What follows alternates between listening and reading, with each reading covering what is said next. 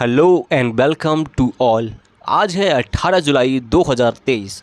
आज हम पढ़ेंगे 18 जुलाई के मोस्ट इम्पॉर्टेंट करंट अफेयर्स बहुत ही कम समय में। तो चलिए शुरू करते हैं। पहला प्रश्न है, हाल ही में किसने अपनी नई AI artificial intelligence firm Cat की शुरुआत की है? तो ये की है एलन मस्क ने। दुनिया के सबसे अमीर शख्स और टेस्ला के मालिक एलन मस्क एक के बाद एक कई सफलताओं के बाद अब आर्टिफिशियल इंटेलिजेंस की दुनिया में सबको पछाड़ने की कोशिश में लग गए हैं। हाल ही में एलन मस्क ने खुद की एक आर्टिफिशियल इंटेलिजेंस कंपनी XAI को लॉन्च किया है। मस्क का कहना है कि वे अपनी इस नई कंपनी को बाकी के सारे बिजनेस से अलग रखने वाले हैं।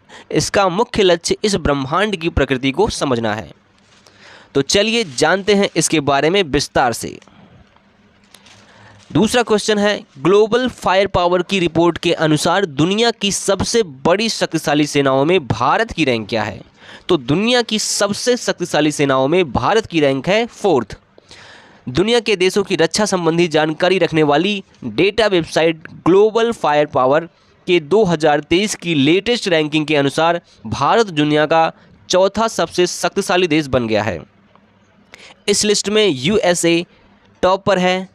इस रैंकिंग में US के बाद रूस और चीन क्रमशः दूसरे और तीसरे स्थान पर हैं।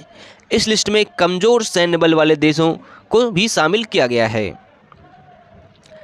थर्ड क्वेश्चन है, वर्ष की सर्वश्रेष्ठ एशियाई अंडर-20 पुरुष एथलीट चुने जाने वाले पहले भारतीय कौन बने हैं?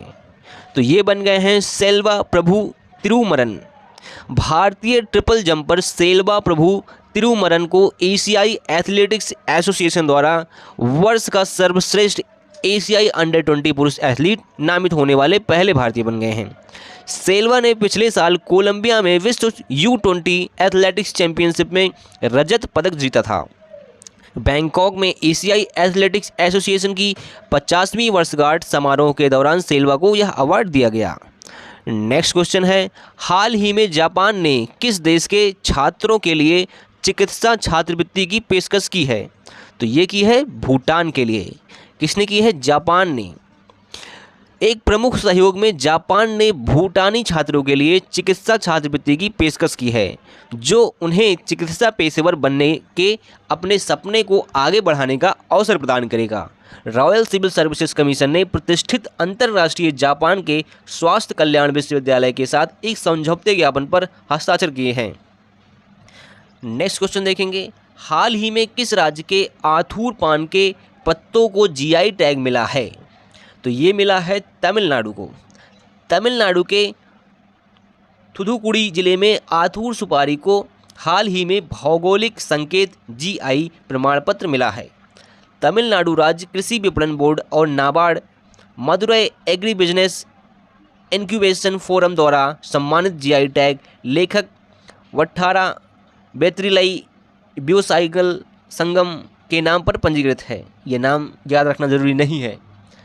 आमतौर पर बेट्रिलाई के नाम से जाने जाने वाले पान के पत्तों को उल्लेख मार्को पोलो की 13वीं सदी की किताब में द वेनेशियन में किया गया है। तो इसमें याद रखने योग्य यही बात है कि आथूर पान के पत्तों को GI टैग मिला है, ये तमिलनाडु से संबंधित है। नेक्स्ट क्वेश्चन देखेंगे, हाल ही में EIB यूरोपियन इन्वेस्टमेंट बैंक किस देश में हरित हाइड्रोजन मिशन के लिए 1 बिलियन यूरो प्रदान करेगा? तो ये करेगा भारत। यूरोपियन निवेश बैंक EIB ने 1 बिलियन तक की ऋण सुविधा की पेशकश करके भारत के राष्ट्रीय ग्रीन हाइड्रोजन मिशन के लिए अपने समर्थन की घोषणा की है। ऋण का उद्देश्य भारत को अपनी नवजात हरित हाइड्रोजन पारिस्थितिकी तंत्र को नवीकरणीय ऊर्जा परियोजनाओं को विकसित करने में सहायता करना है। नेक्स्ट क्वेश्चन है, हाल ही में किसने एशियाई एथलेटिक्स चैंपियनशिप में 10,000 मीटर स्पर्धा में ब्रॉन्ज मेडल जीता है? तो ये जीता है अभिषेक पाल ने। भारत के लंबी दूरी के धावक अभिषेक पाल ने बैंकॉक थाईलैंड में एशियाई एथलेटिक्स चैंपियनशिप 2023 में पुरुषों की 10,000 मीटर स्पर्धा में कांस्य पदक जीता है। किसी बड़ी प्रतियोगिता में अभिषेक का यह पहला पदक है। Olympic.com के अनुसार अभिषेक पॉल ने सुफा चलासाई नेशनल स्टेडियम में प्रतिस्पर्धा करते हुए 29, 33, 26 में अपनी दौड़ पूरी करके बैंकॉक प्रतियोगिता में भारत के लिए स्वर्ण पदक की शुरुआत की। नेक्स्ट क्वेश्चन देखेंगे, हाल ही में यूरोमानी द्वारा किसे कॉरपोरेट जिम्मेदारी हेतु विश्व का सर्वश्रेष्ठ बैंक नामित किया गया है? तो ये किया गया है डीबीएस बैंक। एशिया के अग्रणी वित्तीय सेवा समूह डीबीएस को प्रतिष्ठित यूरोमनी अवार्ड्स फॉर एक्सीलेंस 2023 में कॉरपोरेट जिम्मेदारी के लिए विश्व का सर्वश्रेष्ठ बैंक नामित किया गया है। डीबीएस को लगातार दूसरे वर्ष धन प्रबंधन के लिए एशिया के सर्वश्रेष्ठ बैंक के रूप में मान्यता दी गई है।